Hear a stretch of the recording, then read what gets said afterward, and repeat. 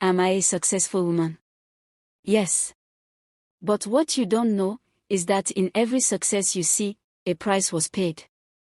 My name is Mary and this is my story. Mary was born into poverty, but not into hopelessness. Her father was a farmer in a small rural village in Nigeria. Every morning before sunrise, he carried his hoe on his shoulder and walked long distances to his farmland. The sun burned his skin, the rain soaked his clothes, yet he never complained. All he ever said was, "This suffering will end with my daughter." Her mother sold tomatoes, pepper, and onions in the local market. Some days she sold well. Other days she returned home with almost everything still in her basket. On such nights, they cooked watery soup and managed the little gari they had. Sometimes they skipped meals entirely, just so Mary could remain in school. Mary was their only child. Their hope. Their investment. Everything they suffered for had one name, Mary. From primary school, Mary was different. Intelligent. Quiet. Focused. Always first in class. While other children played, she read her books. Her parents watched her with pride, believing that one day she would take them far away from hunger and shame. When Mary gained admission into the university, the whole village celebrated. Her father sold a portion of his farmland. Her mother borrowed money. They cried tears of joy. "Our suffering has ended," her father said. At the university, Mary remained disciplined. She woke up before dawn, went to lectures early, sat in front, and revised her books before other students arrived. She avoided distractions and focused only on her future. Her parents still struggled, sending her little money, whenever they could, even when it meant eating less. That was when she met Joshua. Joshua was about 30 years old, older than most students.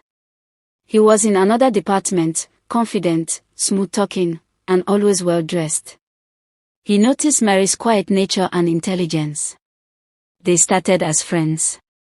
He called her often, checked on her in the hostel, asked if she had eaten, encouraged her studies. Mary had never experienced such attention before. Slowly, friendship turned into emotional dependence, and emotional dependence turned into love. Mary trusted him. Eventually, they became intimate. Months later, Mary discovered she was pregnant.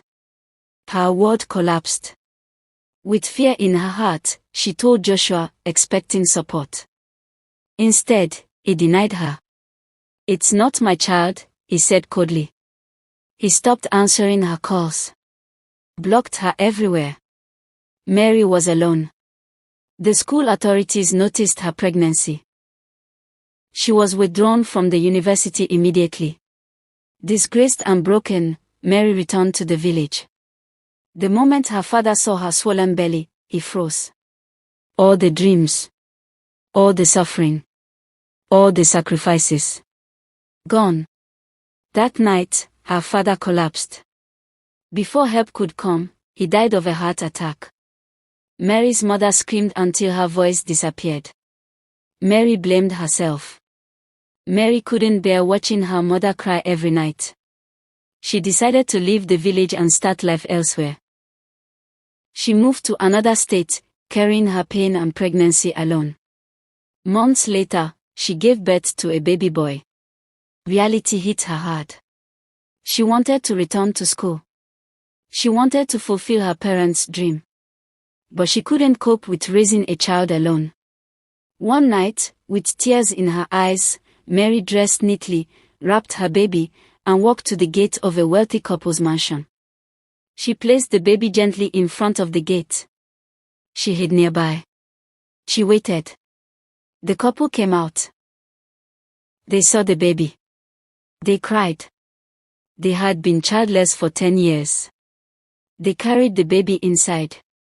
Mary watched, smiling through tears. Then she turned and walked away forever. Mary returned to school. She worked part-time. She struggled, but she succeeded. Years later, she graduated and became a wealthy woman. She returned to the village and brought her mother to the city. Life finally smiled at them. Mary later met a kind man who loved her deeply. She married him and traveled abroad. Every night, Mary thought about the child she abandoned. But she told herself that life is in the past. She became pregnant again and gave birth to a beautiful daughter. Years later, her daughter wanted to visit Nigeria to see her grandmother. A flight was booked. While clubbing one night, Mary's daughter met John, a spoiled rich young man. After the club, he followed her and attempted to rape her. The police caught him. Mary, furious, returned to Nigeria and pursued the case fiercely. After court sessions, John was sentenced to 5 years in prison. As John was being taken away in handcuffs, he passed Mary. Mary saw it. A birthmark. The same mark. On his neck. Mary screamed. Wait. She rushed forward. Checked carefully. Asked his parents questions. They confessed. They had found him at their gate as a baby. Mary collapsed. He is my son. Mary explained everything. The case was withdrawn. John hated Mary for months. But eventually, he forgave her. They reunited as a family, though John chose to remain with his adoptive parents. He visited Mary during holidays. The broken circle finally closed.